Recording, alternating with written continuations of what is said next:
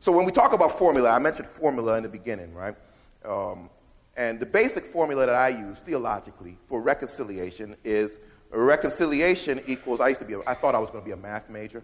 Reconciliation equals repentance plus forgiveness, right? Reconciliation equals repentance plus forgiveness. Now, in the broad strokes of things, and understand, there is repentance and forgiveness to go around on all sides, right? But in the broad stroke of things, especially as we're talking about the American dynamic in which we live, repentance comes from the power structure, which is white. Forgiveness comes from those who have been oppressed, which is black and Hispanic and Asian and Native American and so on and so forth, right? Just in broad strokes. So now, that repentance work is not about me, you, Mr. White Man, coming over to me because you didn't do anything to me when we met. You hadn't done anything to me yet, Not yet. It was coming. And it's not, conversely, it's not me out of the blue coming over to Mr. White Man. I forgive you for what your people have done to. He didn't do that. I didn't do that. But what it is there's levels of this, right? 2 levels of repentance, 2 levels of forgiveness. I use the story of Joseph a lot to talk about this. The story of Joseph sold into slavery, that became prime minister of Egypt, I look at black people and I'm like, black people in America, that's pretty much us, sold into slavery by our brothers and sisters, in bondage, in the bottom of the barrel, rise to positions of stature, so on and so forth, right? But repentance and forgiveness are all through that story. But there's layers of repentance, there's layers of forgiveness.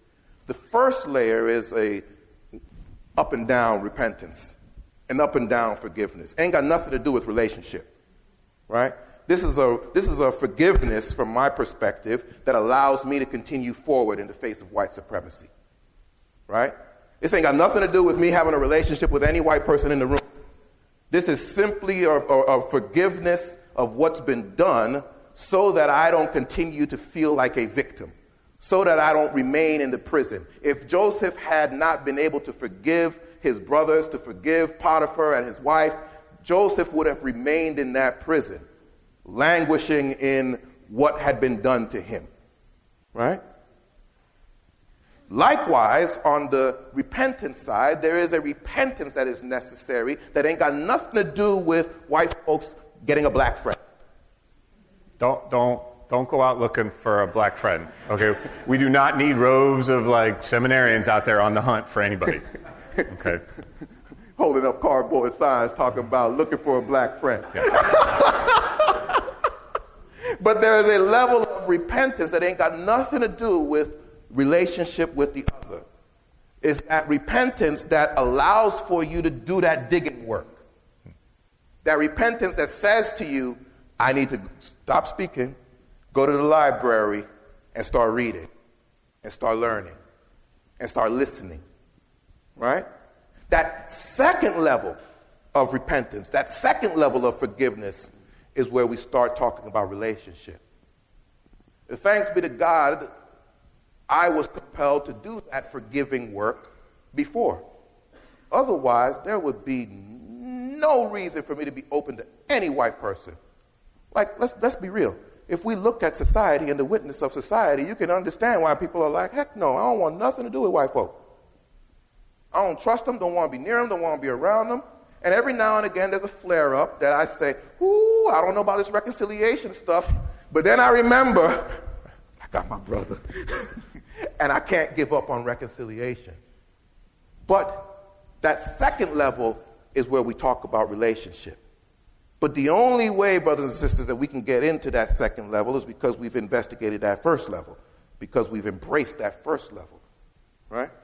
And so when we embrace that first level of repentance, that first level of forgiveness, there is no, because they're always like, when's the time?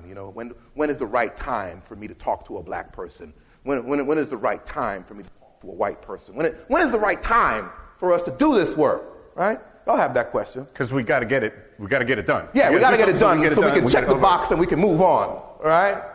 But there is no right time except for when the Spirit moves you. But in between time, we have to be prepared, right? And we prepare by preparing ourselves. We till the soil of our own soul so that when the Spirit moves, then we are ready. Because nobody knows when this. I didn't know. It wasn't like I came to school and I was like, you know what? God's going to send me a white man today.